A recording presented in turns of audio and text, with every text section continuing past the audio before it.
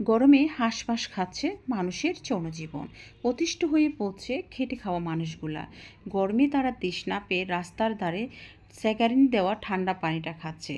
এই ঠান্ডা পানিতে কত না বালি পড়তেছে, তার শরীরের জন্য খুবই অপুষ্টিকর।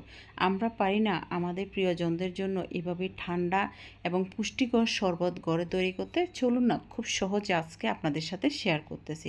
হ্যালো ব্রিয়ান, আসসালামু আলাইকুম, বিসমিল্লাহির রহমানির রহিম।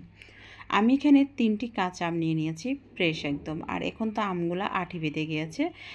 এখানে এই শরবতটা খাওয়ার জন্য একদম কাঁচা আম নেওয়ার চেষ্টা করুন। আমরা যারা বাজারে খাচ্ছি এগুলা কিন্তু কতদিন আগের আম বা আমগুলা পোটা হয়ে যাচ্ছে। তো আজকে আমি যে শরবতটা বানাবো একদম কালার ছাড়া। অনেকে আছে শরবতে কিন্তু আপনার কালার ফুড ব্যবহার করতেছে একটু সুন্দর করে কালার দেখার জন্য। প্রয়োজন নেই, আপনি পুষ্টিকরভাবে খাবেন, কেন আপনি কালার ফুডটা ব্যবহার করতে যাবেন? তো আমাদের যাদের বাসায় গ্যাস নেই তারা এভাবে আপনার প্রেশার কুকার দিয়ে 3টা সিটি নিয়ে দিতে পারেন খুব সুন্দরভাবে, বা 2টা সিটি দিলেও হয়ে যায়। তা আমি প্রেশার কুকারে খুব সুন্দরভাবে সিদ্ধ করে নিয়েছি। 1 গ্লাস পানি দিয়েছিলাম। তো এখন এটাকে ঠান্ডা হওয়া পর্যন্ত অপেক্ষা করব। তো এখানে সিদ্ধ হয়ে গেছে, আমি উপর থেকে খোসাটা এভাবে তুলে নিচ্ছি। এখানে বন্ধুরা একটি টিপস আপনাদেরকে অবশ্যই ফলো করতে হবে, গরম অবস্থায় কখনো ব্লেন্ডার করবেন না, ঠান্ডা হওয়া পর্যন্ত অপেক্ষা করবেন। প্রিয় দর্শক, ভিডিওটি কে কোথা থেকে দেখেছেন অবশ্যই মন্তব্য করে জানাবেন। ভিডিওটি না টেনে সম্পূর্ণ দেখলে বুঝতে পারবেন আমি কিভাবে তৈরি করেছি বা আপনারা কীভাবে তৈরি করেন। আপনারা কীভাবে তৈরি করছেন সেটা কমেন্টসে জানাবেন। আপনাদের কমেন্টস পেলে অবশ্যই আমি আপনাদের মতন করে চেষ্টা করব। এখন এখানে আমি হাফ কাপ দিয়ে দিয়েছি চিনি। চিনিটা আপনারা কম বেশি বাড়িয়ে দিতে পারেন, কারণ বর্তমানে অনেকের ঘরে আছে আপনার যাদের সুগার প্রবলেম আছে, ডায়াবেটিস। তো এখানে আমি দিয়ে দিয়েছি স্বাদ মতো লবণ, হাফ চা চামচ দিয়ে দিচ্ছি গোলমরিচ গুঁড়া, হাফ চা চামচ দিয়েছি রোস্টেড জিরা গুঁড়া, আর 1 চা চামচ দিয়ে দিয়েছি আপনার বিট লবণ।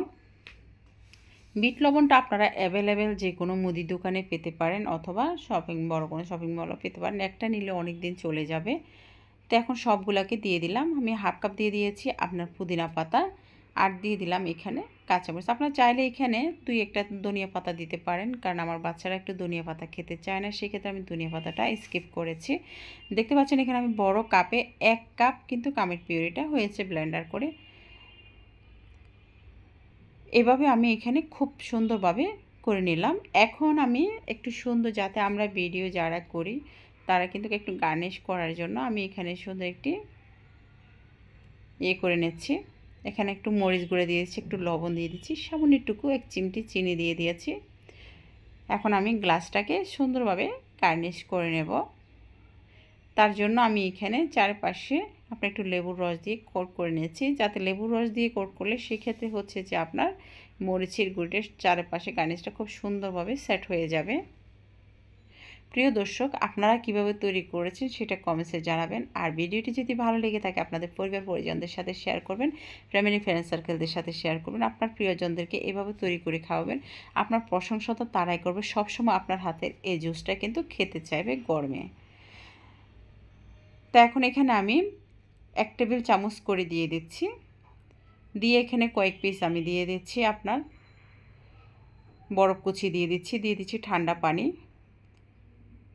তো এখন আমি এটাকে ভালো করে নেড়ে নিচ্ছি।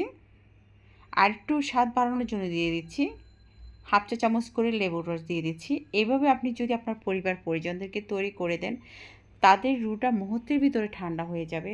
মনে হবে তারা গরমটা তাদের ধারে কাছেও আসে না, এরকম মনে হবে। আপনারা যারা বাইরে থেকে খেটে খাওয়া মানুষগুলোকে এভাবে তৈরি করে আপনারা মাস জুড়ে খাওয়াতে পারেন। তো আমি বাকিগুলোকে এখন একটা কাচের বোয়ামে রেখে দেবো ডিপ ফ্রিজে। যখন খারাপ লাগবে, গরম লাগবে, তখন এভাবে বাইর করে খেয়ে নেব। আপনার সোনামণিদেরকে খাওয়াতে পারেন, কারণ এখন স্কুল খুলে গিয়েছে, স্কুল থেকে আসলে বাচ্চাদের খুব ক্লান্ত লাগে। এভাবে ঠান্ডা ঠান্ডা শরবতটা দিলে তাদের পুষ্টিও হবে এবং খেতেও কিন্তু খুব ভালো লাগবে। ধন্যবাদ সবাইকে আমার সাথে থাকার জন্য। আসসালামু আলাইকুম।